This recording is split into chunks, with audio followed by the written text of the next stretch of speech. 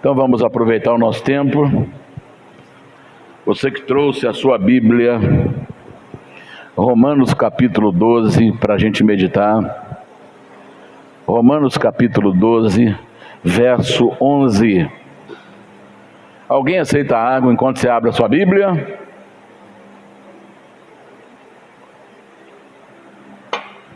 Glória a Deus.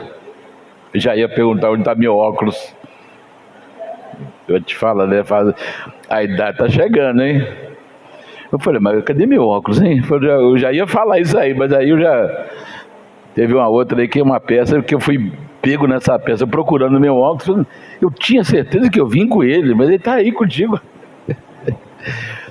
Romanos capítulo 12, verso 11. Vamos ver o que diz aqui? Não, aliás, todos já acharam? Amém. Não sejais vagarosos no cuidado, sede fervorosos no espírito, servindo ao Senhor. Amém? Esse é o texto básico da nossa ministração. Aleluia. Cada irmão faça a sua oração. Peça, Senhor, fale comigo nesta manhã. Me abençoe nesta manhã. Derrame sobre mim a tua graça, a tua unção, a tua bênção. Em nome de Jesus eu te peço. Venha manifestar, Senhor, a tua glória, a tua unção sobre nós. Entramos na tua presença, Senhor, no lugar santíssimo, que só o sumo sacerdote podia entrar uma vez por ano. Eu te peço, Senhor, que nesta manhã o Senhor possa abrir as comportas dos céus e derramar sobre nós bênçãos sem medidas. Eu te peço, Senhor, abençoe os pastores, o diaconato, os membros da igreja, as crianças. Tenha misericórdia das nossas crianças, tenha misericórdia das criancinhas espalhadas pelo planeta, que são inocentes, são dependentes, mas estão, Senhor, muitas vezes nas mãos de monstros. Que o Senhor tenha misericórdia, Senhor, e proteja as criancinhas. Livra, Senhor, as crianças do mal. Cubra as crianças com teu sangue. Dê a elas uma proteção e o direito à vida, Senhor. Pai querido, abençoa-nos nesta manhã. Fale aos nossos corações, Senhor, e encha-nos da tua graça, da tua presença. Encha-nos da presença e o poder do Espírito Santo. Nós te pedimos, traga graça, inspiração e força, em nome do Senhor Jesus. Que os enfermos sejam curados, os fracos sejam fortalecidos, aqueles que estão enfrentando alguma adversidade, que o Senhor possa trazer solução e a direção para as suas vidas. Nos abençoe nesta manhã. Eu te peço, meu Pai, em nome do Senhor Jesus, para sempre. Amém, amém. Graças a Deus, irmãos, podeis assentar. O assunto que nós vamos falar sobre isso, o assunto de hoje, está nesse texto que nós acabamos de ler. Não sejais vagarosos no cuidado. Vagaroso é aquela pessoa lenta, né? Sem pressa, bem devagar.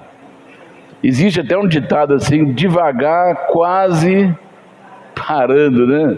Então, o apóstolo Paulo, escrevendo aos Romanos, cheios do Espírito Santo, ele fala: não sejais vagarosos no cuidado.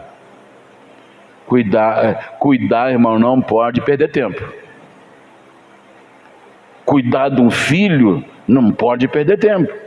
Cuidar da vida espiritual não pode perder tempo. Tem coisa que não pode deixar passar. As irmãs que são cozinheiras aí sabem que tem coisas que não pode passar do ponto, senão desanda tudo. É verdade ou não é? Às vezes você pega uma receita para fazer, se passou do ponto, perdeu todo o ingrediente. Não tem como recuperar. Tem o ponto certo. Então, não sejais vagarosos no cuidado. Então, cuidado exige pressa. Cuidar da minha vida espiritual, não posso deixar para amanhã. Eu tenho que ter pressa. Eu não posso ter pressa em determinadas coisas que vão, às vezes, interferir na minha vida com Deus. Está entendendo? Então, tem coisas que a gente tem que refletir. Mas quando se trata de cuidado, quando fala cuidado, é cuidado com a vida, com a saúde, com as... enfim. Então, não sede ou não sejais vagarosos no cuidado. Aí ele vem, sede fervorosos no Espírito, servindo ao Senhor. Aqui ele está falando de fervor. Fervor é a mesma coisa que intensidade, ser intenso. Intenso é com força. Com força. Fervoroso é que ferve, é fervor. Então,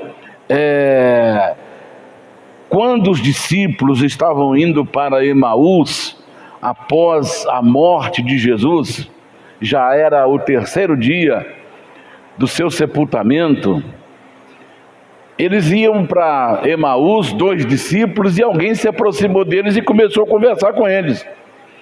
Quando eles chegaram em Emaús, aquela pessoa que passou a fazer companhia com os dois, fez com que ia para frente, ia passar direto. Aí os dois convidaram, falaram, já está tarde, fica conosco aqui porque andar de noite é perigoso. Aí ele entrou para passar a noite ali com aqueles discípulos, mas ninguém sabia quem era quem. Os dois sabiam um do outro, mas não sabia quem era o terceiro. Aí quando chegaram, entraram na casa, prepararam a mesa e pediu para aquela pessoa desconhecida dar graças. Quando ele pegou o pão que ele levantou para dar graças, ele viu a marca dos cravos. Falou, é o Senhor. Aí quando ele falou, é o Senhor, ele desapareceu. Aí ele falou, por isso é que o nosso coração ardia. É por isso que o nosso coração queimava. É por isso que o nosso coração fervia quando ele falava com a gente. Então Paulo está cheio do Espírito Santo e falando, sede fervorosos no Espírito. Eu quero só mostrar uma curiosidade para vocês.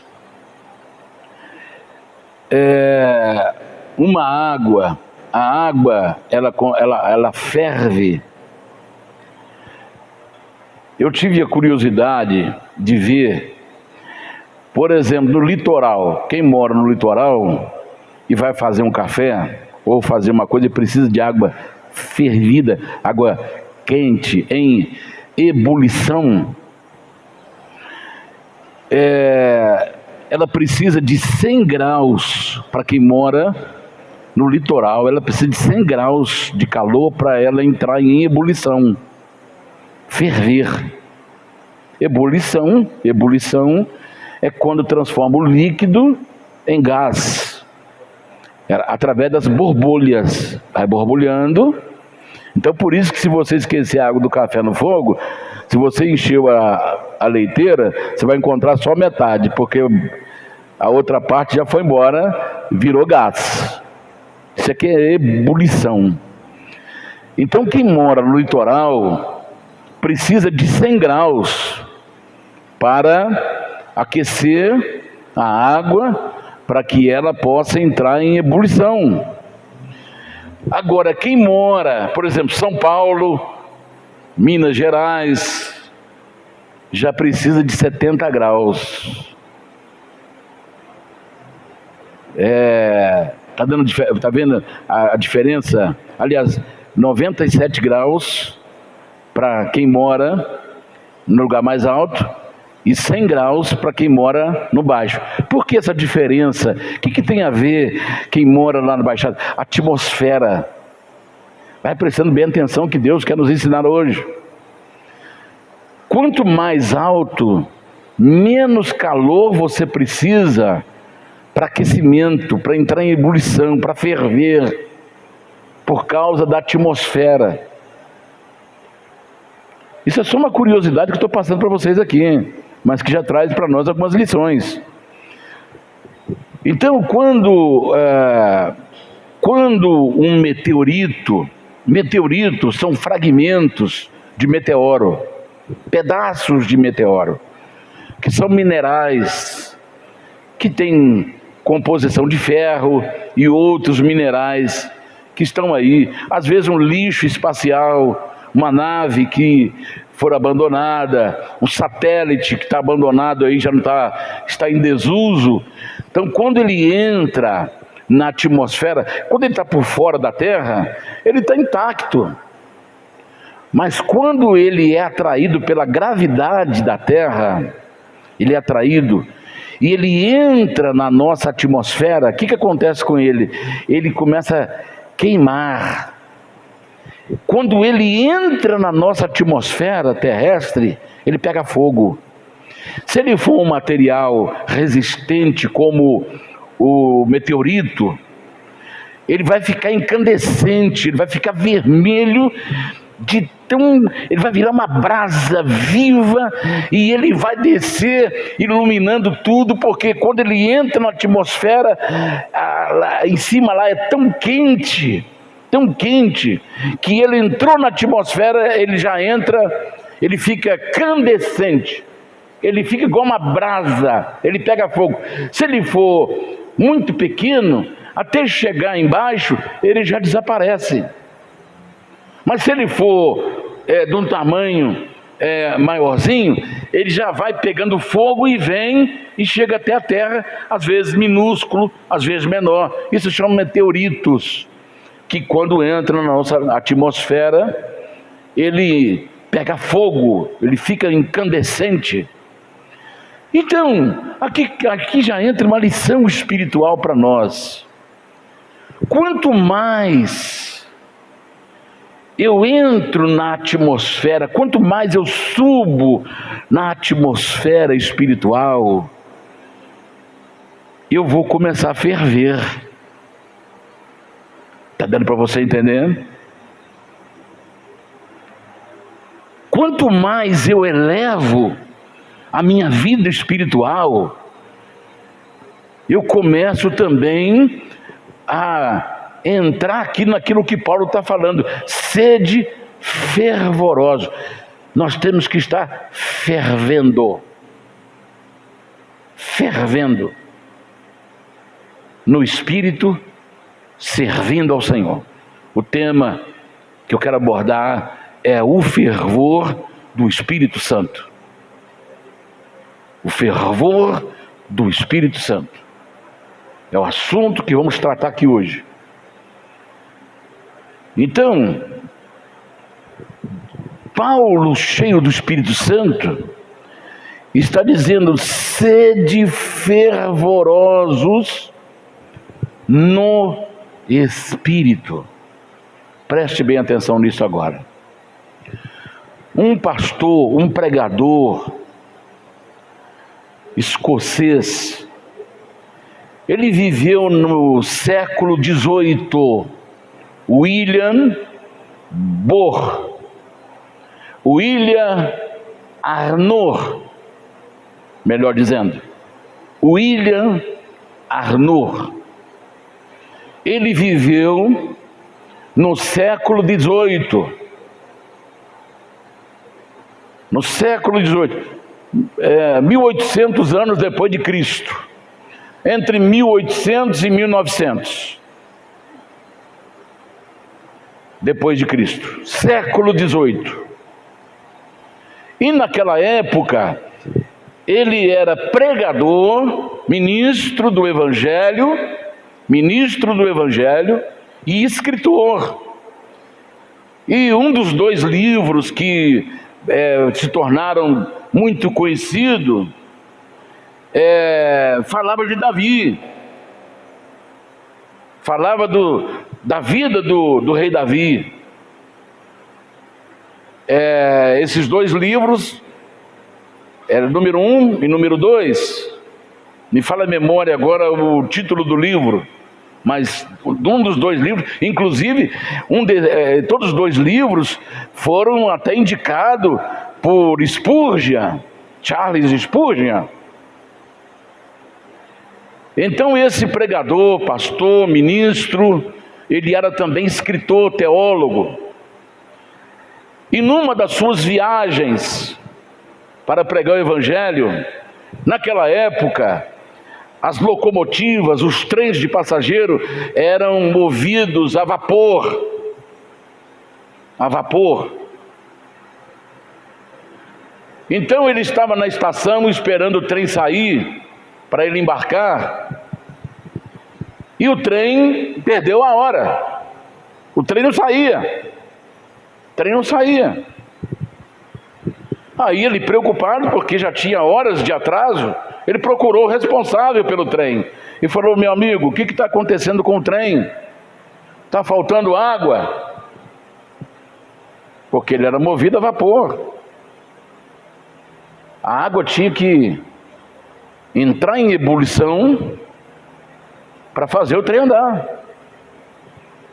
Ele falou: meu amigo, está faltando água? Ele falou: não, água tem muita, mas não está fervendo.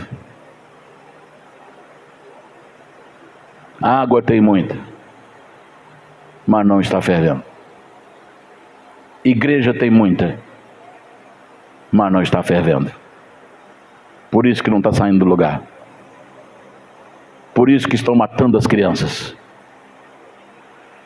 Por isso que estão endemonizando as pessoas. Por isso que a corrupção está tomando conta de tudo. Porque tem muita igreja, mas não está fervendo. Por isso não sai da estação. Tem muita água, mas não está fervendo. Então Paulo está dizendo assim: olha, sede fervorosos no Espírito, servindo ao Senhor. Primeira coisa que eu quero falar: fervor na oração. Fervor. Eu não vou correr para ministrar isso aqui não, tá, irmãos? Se nunca terminar hoje, eu termino no outro domingo. Mas eu quero passar bem dentro da vontade do Espírito Santo. Então, olha, primeira coisa: sede fervorosos na oração. Tiago, capítulo 5, 15, 16, 17 e 18. Se tiver até minha versão aí, João Ferreira de Almeida, tem não, né? Para ficar igual. Mas tá bom, pode pôr a versão mais próxima aí, por favor. Tiago, capítulo 5, verso 15. E a oração da fé salvará o doente, o Senhor o levantará. E se houver cometido pecado, ser-lhe-ão perdoados. Confessai as vossas culpas uns aos outros e orai uns pelos outros, para que sareis. A oração do justo pode muito em seus efeitos. Elias era homem sujeito às mesmas paixões que nós, e orando, pediu que não chovesse, e por 3 anos e 6 meses não choveu sobre a terra. E orou outra vez, e o céu deu chuva, e a terra produziu o seu fruto. Cai. Então, sede fervorosos na oração. O que está dizendo? Que o nosso coração possa arder em oração, e que haja grande fogo, ou seja, não pare de orar até que seja aquecido, até que você ferva. Não pare de orar. Olha o exemplo de Elias. Era homem como eu, homem como você. Quando falo homem, estou generalizando. As mesmas fraquezas do homem e da mulher. Mas o que ele fez? Ele orou fervorosamente, porque a terra ficou 3 anos e meio sem chover. E depois ele ora outra vez, e não tinha nenhuma nuvem no céu, e ele insistiu na oração. Ele orou uma vez, não aconteceu. Orou 2 vezes, não aconteceu. Orou 3ª vez, não aconteceu. A Bíblia mostra que o costume judaico é: se pede uma só vez, faça uma só oração. Paulo falou assim: olha, 3 vezes pedi ao Senhor que tirasse o espinho da minha carne. Ele já tinha passado da tradição judaica, que só faz uma oração. Elias aqui orou 7. Paulo orou 3. Ele já tinha ultrapassado os limites da tradição judaica, que faz um pedido só e espera a resposta. E ele falou: 3 vezes pediu ao Senhor, mas ele me disse: a minha graça te basta, o meu poder se aperfeiçoa na fraqueza. Agora Elias pede 7 vezes. Na sétima vez, o seu companheiro avista sobre o mar uma nuvem do tamanho da mão de um homem. Aí ele falou: vamos descer e avise para Acabe que já ouço ruído de grandes chuvas. Então ore até alcançar aquilo que você quer de Deus. Bata na porta. Jesus falou: aquele que bate, a porta se lhe abre. Aquele que procura, acha. E aquele que pede, recebe. Mas às vezes é preciso fervor. Às vezes nós fazemos uma oração bem de derrotado, de desanimado. Se Deus achar que eu mereço, bem. Se ele achar que eu não mereço, irmão, ninguém merece nada. Eu não mereço nada. Mas o que me atende é a misericórdia de Deus. O que ele me responde pela sua misericórdia. A resposta dele vem pelo amor dele. A resposta dele vem pela bondade dele. Quando ele me olha, ele não vê o Daniel que tenha alguma coisa boa. Ele olha para mim e vê o sangue do seu filho. E quando ele vê o sangue do seu filho, ele manda a resposta, porque esse é dele. Aleluia! Que haja fervor nas nossas orações. Ore até alcançar. Ore para o seu filho. Diz um pregador: as mais poderosas não são palavras, são gemidos. Às vezes você está tão cansado, destroçado, que não sai palavras, mas sai gemidos. E é essa oração gemida que é o fervor que chega diante de Deus e é depositada como incenso lá nas salvas de ouro, diante do altar, diante do trono de Deus. E a resposta virá, porque essa oração, ela está marcada de gemidos, de fervor. Senhor, meu filho, eu não vou parar de bater a porta enquanto não ver o meu filho aos teus pés.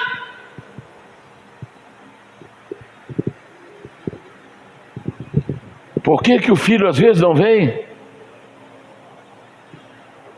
Porque os filhos vê o comportamento da gente. O que eu vou fazer na igreja? Meu pai não ora?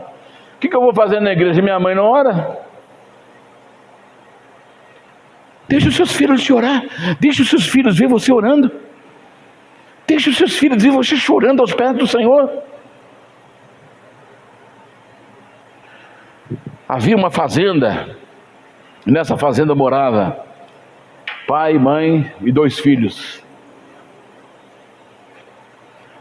A esposa desse homem, dono da fazenda, era uma mulher de Deus, uma mulher de oração. Seus filhos cresceram e ninguém seguiu os passos do pai e da mãe.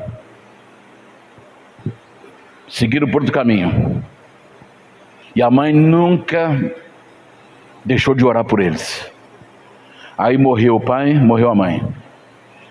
Aí eles fecharam a fazenda, encerraram as atividades na fazenda, fechou as porteiras e mudou para a cidade. Já viu quando bate saudade do seu lugar onde você nasceu, cresceu, e dá vontade de ir lá ver como é que está? Um dia eu fui onde eu nasci, eu levei meus filhos lá, falei, eu nasci nessa casa que está aqui. Ela estava, pelo menos até um tempo atrás, ela estava do jeitinho. A gente, quando é criança, pensa que as coisas assim é tudo grande, né? Aí eu vi como que a casinha era minúscula. Eu pensava que o nosso quintal era muito grande, porque lá nos fundos tinha uma outra casinha, subiam umas escadinhas no barranco, e tinha outra casinha lá em cima. E eu achava, que a gente criança achava que tudo era muito grande, né? E a gente brincava naquele barranco ali, brincava de cavalo. Aí um irmão amarrava o outro na corda e ficava lá pastando. Parecia que caísse de lá, coitado, ia enforcar, né? A brincadeira de criança né? Brincadeira de criança não é fácil. Então tem hora que bate uma saudade na gente de saber, de ver onde você nasceu, onde você cresceu. Aí eu levei lá e falei aqui, olha, papai nasceu aqui, ó. Foi criado ali 9 irmãos, tudo ali dentro.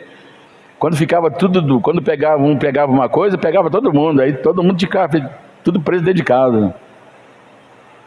Pegava sarampo num, sarampo em todo mundo. Catapora num, catapora em todo mundo. E vai para fora. Então esses irmãos foram para a cidade e bateu neles uma saudade de ver a casa onde eles foram criados, nasceram, foram criados. E eles foram para lá. Aí olhar, fazenda toda cheia de mato, abandonada. Aí eles vão, abre a casa da fazenda, a casa principal, onde ele nasceu, onde cresceu. Aí ele começa a entrar nos quartos, um falar para o outro. Você lembra quando a gente brincava aqui? Aqui é a mesa onde a gente almoçava, com papai e mamãe. Aí eles entram no quarto do pai e da mãe. Aquelas casas de roça, não tinha piso. Ela tinha um pequeno porão, sempre acima do chão, metro e pouco, e o assoalho é tudo de tábua. Tudo de tábua. Aí quando eles vão para o lado onde a mãe dormia, eles olham para o chão e eles ficam assustados quando eles olham para o chão do lado aonde a mãe dormia. Eles veem que o assoalho tem 2 marcas de gasto. Eles olharam, meu Deus, olha o quanto a nossa mãe orou por nós. Ela tinha ido embora, mas a marca dela ficou ali do lado da cama. Porque quando a pessoa ora fervoroso, ele gesticula, ele se mexe, ele se movimenta, e ela nem percebeu que esse movimento que ela fazia, esse calo que ela criava nos seus joelhos, através da oração, estava comendo a tábua do assoalho, e lá fica 2 marcas dos joelhos daquela mãe. Um vira para o outro e fala, como nós somos de coração duro. Olha o quanto a nossa mãe orou para nós e nós não demos nenhuma atenção a ela. Nenhuma das palavras que ela falou para nós de Deus, nós não aceitamos. Olha o quanto ela orou por nós. Eles começam a chorar, e ali eles começam a abraçar um outro, e ali mesmo eles se entregam a Jesus Cristo. Fala, nosso coração é muito duro. Eles se entregaram ali mesmo na fazenda, ali junto, aquelas duas marcas de joelhos no chão. Ali eles entregam suas vidas a Jesus. Aí eu me lembro das palavras de Jesus quando disse: se o grão de trigo lançado na terra não morrer, fica ele só, mas se ele morrer, dá muito fruto. E existem duas maneiras de morte aqui. O trigo morreu, literalmente. Só depois que o trigo morreu, a mãe é que foi gerar vida nos filhos. Então, filho que está aqui, não espere a tua mãe morrer para você tomar a sua decisão. Você está esperando seu pai morrer. Vire trigo, porque depois que ela partir, você vai gemer, você vai chorar. Eu devia ter abraçado a minha mãe, eu devia ter respeitado a minha mãe, eu deveria ter falado mais com ela, é porque agora eu não tenho ela mais. Você vai se arrepender amargamente. Não deixe isso acontecer. Não espere isso acontecer, porque depois não adianta flores. Vou comprar uma coroa de flor. Não compre coroa de flor, porque em vida você só está dando trabalho para ela. Em vida você só está prejudicando a sua mãe. Então não precisa de flores agora, porque ela nem está sabendo daquelas flores. Ela nem sabe que você está ali na beira do seu caixão. Então aproveite agora, quando você está vivo, enquanto a sua mãe está viva, enquanto seu pai está vivo. Eles se arrependeram lá, depois que o trigo morreu.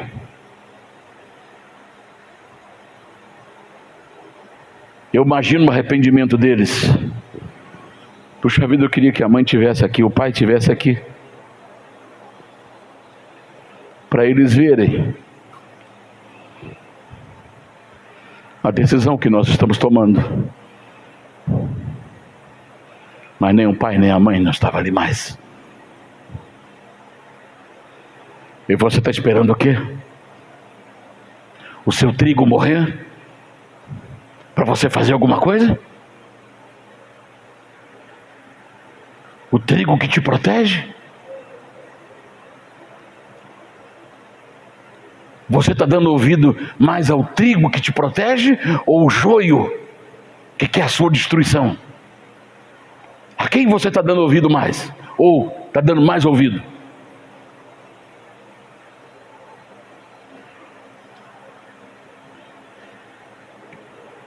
E existe uma segunda maneira. A morte para o mundo. Ninguém pode produzir fruto se não morrer para esse mundo. Se o mundo está agradável, se o mundo está gostoso, tem alguma coisa errada. Porque quem é de Deus está gemendo, sua alma geme, sua alma clama pela volta do Senhor Jesus. Se o mundo está maravilhoso, se o mundo está belo, tem alguma coisa errada com você. Porque quem tem Jesus está clamando como a natureza, a própria natureza inanimada está gemendo pela manifestação dos filhos de Deus. A natureza está gemendo.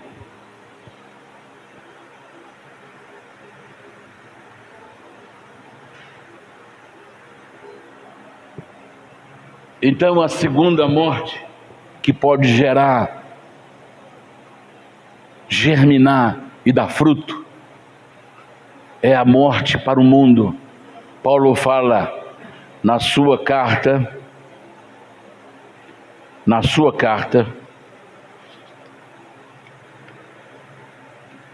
em Gálatas capítulo 6. Aliás, Gálatas capítulo 2, verso 20. Vamos ver o que Paulo está dizendo ali? Gálatas capítulo 2, verso 20. Já estou crucificado com Cristo. Vivo, não mais eu, mas Cristo vive em mim. E a vida que agora vivo na carne, vivo-a pela fé no Filho de Deus, o qual me amou e se entregou a si mesmo por mim. Então, não sou eu que vivo mais, eu estou crucificado. Uma pessoa crucificada, ele tem alguma reação? Uma pessoa crucificada, ele pode fazer alguma coisa que ele fazia antes da crucificação? Não pode mais. Jesus andava de um lado para outro. Jesus saía, e uma hora ele estava em Cafarnaum, outra hora ele estava em Betânia, outra hora ele estava em Nazaré, outra hora, enfim, ele estava sempre movimentando. Mas agora ele está crucificado, agora ele não pode mais em Nazaré, agora ele não pode mais em Cafarnaum, agora ele não pode mais fazer um milagre, agora ele está crucificado.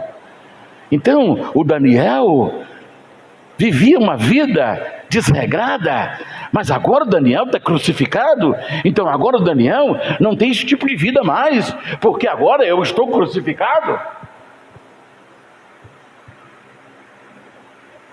Agora a vida que eu vivo, não a vivo para mim, vivo-a na carne, mas vivo-a para o Senhor.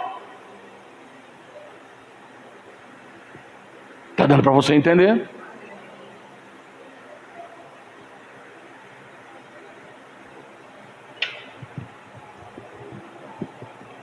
Sede fervorosos na oração.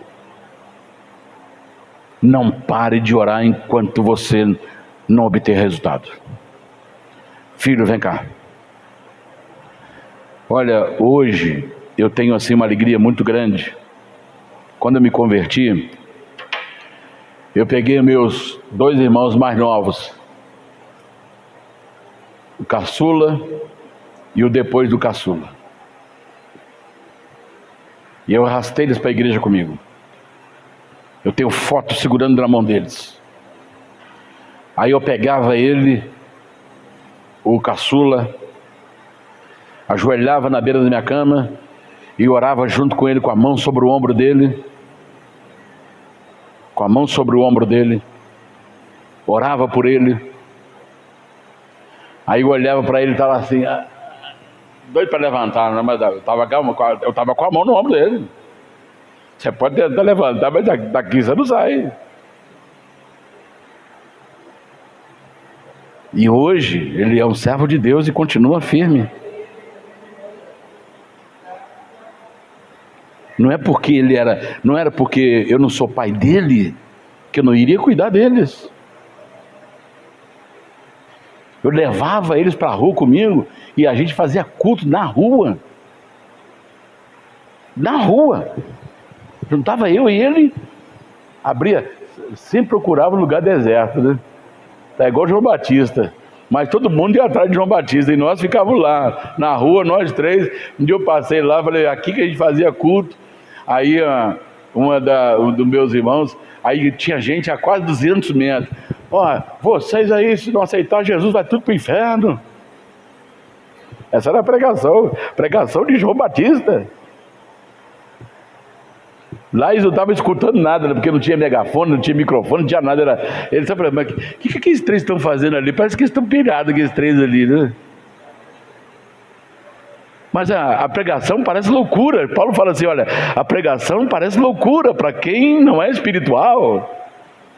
Para quem é carnal, as coisas de Deus parecem loucura para ele.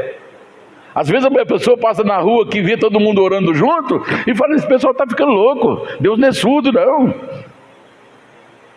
Deus não é surdo, não. Alguém passa na rua, puxa vida, para que isso tudo? Para que esse monte de gente falando ao mesmo tempo? Fala cada um por vez, para Deus entender. Mas o nosso Deus, Ele é onisciente, Ele é onipotente, Ele é onipresente, Ele é soberano, pode o mundo inteiro falar junto, que Deus sabe cada palavra que está saindo da boca de todo mundo ao mesmo tempo, dos 7 bilhões que estão sobre a terra, porque o nosso Deus é poderoso.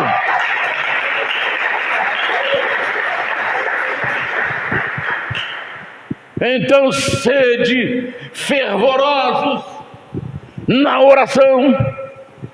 Pegue seu filho, vem cá. Não, pai, eu não quero, eu estou sem tempo. Não, arruma um tempo. Não, é o meu tempo. Vem cá, ajoelha perto de mim aqui. Ah, pastor, mas ela não vai orar. Não tem problema não. Passa a mão no ombro dela e segura ela. E abraça ela, sua filha. Senhor, eu não vou perder minha filha, nem para o mundo e nem para o diabo. Eu não vou perder meu filho, nem para o mundo nem para o diabo. E abrace ela. Se ela quiser escapar, segura mais forte. Vem cá. Não fica deixando na vontade dela não. Porque se você deixar na vontade dela, eu já fui adolescente e você também já foi adolescente. Se você falar assim, meu filho, ora um pouquinho lá, você sabe que nunca vai fazer isso. Nunca vai fazer. Então cabe você, pai, líder espiritual da sua casa, mãe, líder espiritual da sua família, cabe aos pais dar cobertura espiritual para os seus filhos. Abrace ele e ore. Ore com seu filho. Às vezes eu vou sair, aí a Eloá, aí eu esqueço. A Eloá, vovô, papai do céu, ela, papai do céu, aí eu, Senhor, leva-nos e traga na tua presença, abençoa o carro, leva-nos para a tua casa, para a tua presença, em nome de Jesus. Ela, amém, aí vou embora. Às vezes a Thalita, vem almoçar, aí ela, vou almoçar. Ela me chama, almoçar. Aí ele vem, senta, cruza, aí eu esqueço. Ela, papai do céu, fria, olha para a Thalita assim, fala, olha, já estou sendo repreendido pelo bebezinho já. Papai do céu, abençoa, meu Deus, esse alimento, abençoa as crianças que não tem nada que comer. Abençoe, Senhor, e amém. Aê! Pega o seu filho adolescente. Filha, nós temos papo aqui agora. Pega lá, seu filho adolescente, sua filhinha. Vem cá, filha, senta aqui. Ajoelha junto comigo aqui. Pai, eu não posso agora, eu tenho que olhar o celular. Você não vai olhar celular coisa nenhuma. Senta, ajoelha aqui. Põe a mão no ombro dela. Se ela forçar um pouquinho para sair, você aperta um pouquinho mais. Daqui você não sai, e daqui ninguém te tira. Senhor, que o teu Espírito possa entrar na vida da minha filha e revolucionar, fazer uma ebulição dentro dela, que dentro dela começa a virar um vulcão em ebulição, um vulcão que esteja, Senhor, como é que quando ele está em erupção, começa, Senhor, fazer um vulcão, sair de dentro dela, cheio do Espírito Santo, e ali segura, e todo dia ela vai querer fugir de você. Aí você vai e busca. Não descuide. Sede fervorosos.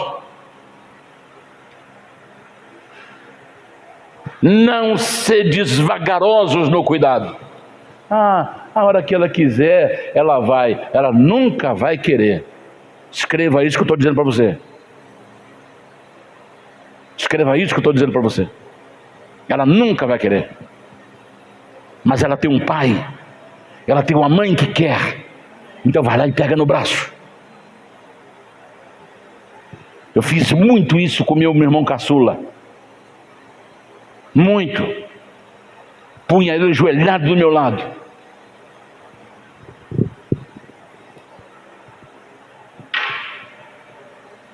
E às vezes ele não queria, mas eu segurava. Aí ele vai querer fugir de você. Do papai você não pode fugir não. Do papai você não vai fugir não. E nem da minha mãe, e nem da mamãe. Porque eu quero fazer como diz um pregador, que nós vimos até passar um vídeo dele aqui, mas eu acho que não foi possível, né, John? Não foi possível, mas depois nós vamos ver se dá para passar outro dia. Esse pregador falou assim: quando eu chegar no céu, eu quero estar segurando na mão da minha esposa, na mão do meu filho e na mão da minha filha, e entrarmos no céu de mãos dadas e falar assim: Senhor Jesus, eu quero que o Senhor conheça a minha esposa, meu filho, minha filhinha. Ele vai responder para mim assim: não, eu já conhecia vocês, mas agora eu estou conhecendo pessoalmente vocês. Então a primeira coisa que eu quero fazer é entrar no céu, segurando na mão da minha esposa, do meu filho e da minha filha. Para você fazer isso, para nós fazermos isso, nós temos que fazer isso agora. Não sejais vagarosos no cuidado, mas sedes fervorosos no espírito. Segundo, sede fervorosos no entusiasmo. Sede fervorosos no entusiasmo. Vamos ver. Ser entusiasmado ou estar entusiasmado é ter alegria intensa, alegria viva. A Bíblia, poucas vezes ela falou da alegria de Jesus. A gente nota na leitura dos evangelhos que parecia que Jesus era difícil sorrir. Era difícil Jesus sorrir, porque Jesus, ele andava apenas preocupado com o cuidado de cada discípulo, de cada pessoa. Mas há uma parte na Bíblia que Jesus se alegrou quando os discípulos chegaram, 70 discípulos chegaram, depois dele ter enviado de 2 em 2. Esses discípulos voltam pulando de alegria, entusiasmados com a obra. Como Davi disse: alegrei-me quando me disseram, vamos à casa de Deus. Essa alegria tem que ser passada para a pessoa. Quando os discípulos voltam, eles vêm pulando de alegria em fazer a obra. Falou: Senhor, em teu nome os demônios nos submetem. Que maravilha, Senhor! Aí Jesus olhou para eles e disse: olha, eu vi a Satanás cair do céu como um raio, mas não vos alegreis, porque os demônios vos submetem, mas alegrai-vos, fiquem entusiasmados, tenham uma alegria viva, porque o nome de vocês está escrito nos céus, o nome de vocês está escrito no livro da vida do Cordeiro.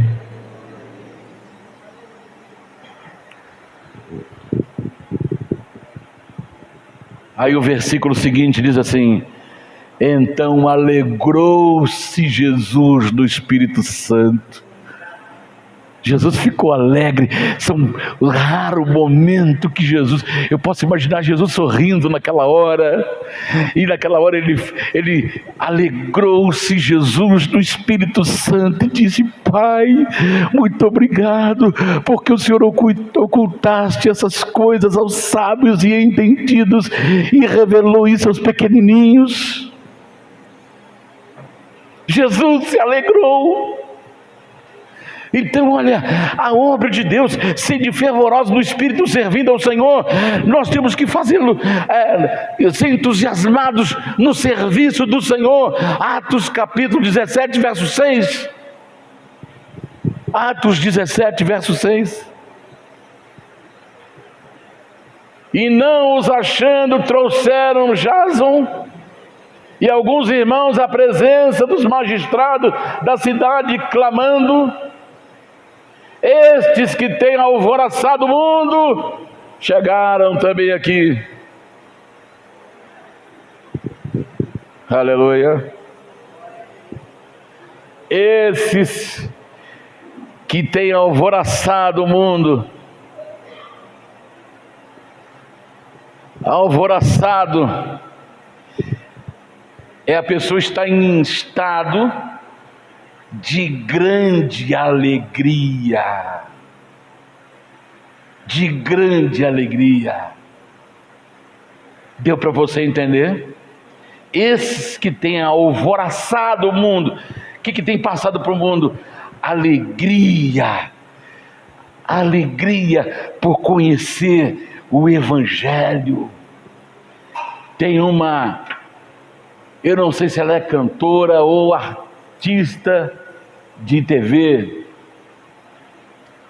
ela saiu para suicidar, nova, tem a foto dela nova, ela saiu para suicidar, mas ela ouviu o Evangelho. O Evangelho trouxe coisas novas para ela. O Evangelho mudou a sua vida, porque Paulo disse: eu não me envergonho do Evangelho de nosso Senhor Jesus Cristo, porque Ele é o poder de Deus para a salvação de todo aquele que crê, primeiro do judeu, depois do grego, depois dos gentios. Eu não me envergonho do Evangelho, porque Ele é o poder de Deus para a salvação. Quantas pessoas estão agora, talvez com a arma apontada para a sua própria cabeça, mas se chegar ali uma palavra do Evangelho, muda toda a sua história. Aquela moça ia tirar sua vida, mas ela teve a oportunidade de ouvir as boas novas do Evangelho, que está sendo espalhada por todo o mundo, por todos os continentes do mundo. A palavra de Deus, e onde ela chega, ela muda o coração, ela muda a mente, ela muda a vida da pessoa, ela transforma, ela começa a trazer uma alegria incalculável, uma alegria intensa para aquela pessoa que recebeu o Evangelho de Cristo. Aleluia. Esses que têm alvoroçado o mundo, chegou até aqui.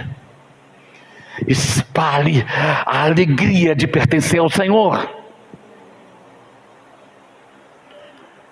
Quando você olha, quando a gente vê alguns hinos de alguns cantores, de grupos, às vezes você consegue ver os mais antigos, não muito antigos, aí a pessoa está lá assim: mas além do pó existe uma eternidade para se viver. Ela não está acreditando nessa eternidade. Mas além do pó existe uma eternidade de viver. Agora vai entender, irmão? Como é que alguém vai querer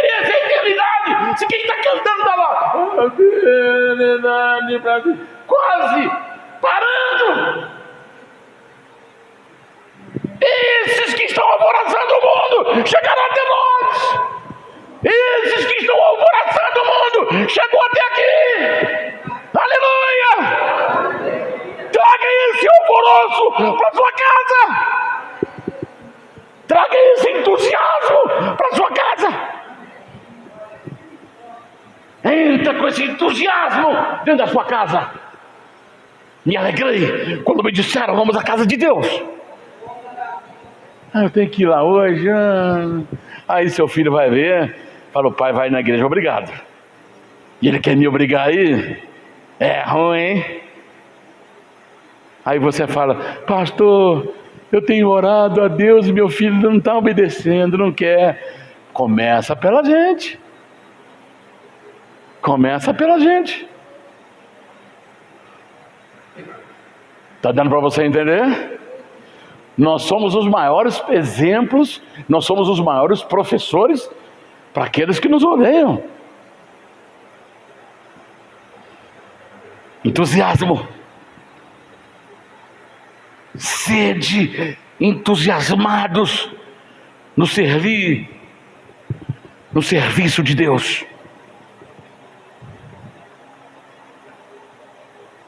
Um dia o irmão chegou para mim e falou: pastor, puxa vida, olha, as minhas pernas não estão aguentando mais, mas olha, eu fico doido para poder estar bem, para estar na igreja, para estar louvando meu Deus. E às vezes ele dá uma melhoradinha. Ele está aqui hoje, mas não vou falar porque eu não conversei com ele se eu podia falar ou não. Então ele fala assim: olha, eu dou uma melhoradinha e eu venho arrastando, mas eu venho porque eu gosto de estar na casa de Deus, eu gosto de estar na presença de Deus, porque é a melhor coisa que eu tenho. Eu não tenho mais nada. Tem muitas pessoas que falam assim: melhor coisa que eu tenho, eu quero mudar isso aí e dizer: Jesus é a única coisa que nós temos. Não é Jesus a melhor coisa que aconteceu comigo, não. Jesus é a única coisa que nós temos. Jesus é a única saída que nós temos. Jesus é a única saída para o mundo. Jesus é a única saída para esse mundo podre. Jesus é a única saída para essa sociedade em decadência. Que Deus nos ajude. E eu paro por aqui, no segundo, e depois eu dou continuidade. Amém. Chegou a hora de ferver a água.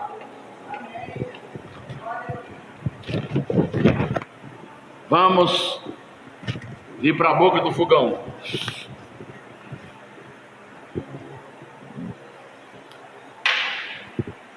Fiquemos em pé. Aleluia. Aleluia. Ore como você nunca orou. Seu filho está do seu lado aí? Agarra ele. Não fica longe dele, não. Deixa ele orar sozinho lá, não. Vai lá perto dele, por favor. Puxa vida. A senhora não vai perder. Já, ó, quanto galardão que já está vindo lá, hein? Tem até galardão lá de milho verde. Obrigado, irmã. Deus abençoe. Alguém aceita água?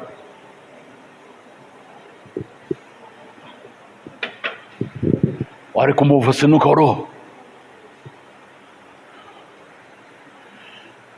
Irmãozinho, você está do seu lado aí? Segura a mão da sua irmãzinha aí. Fala para Deus que você não quer perder ela, que você quer entrar no céu junto com ela, segurando na mão dela. Irmão, é hora de decisão. Não é hora de ficar cocheando em dois pensamentos, não. Acabou.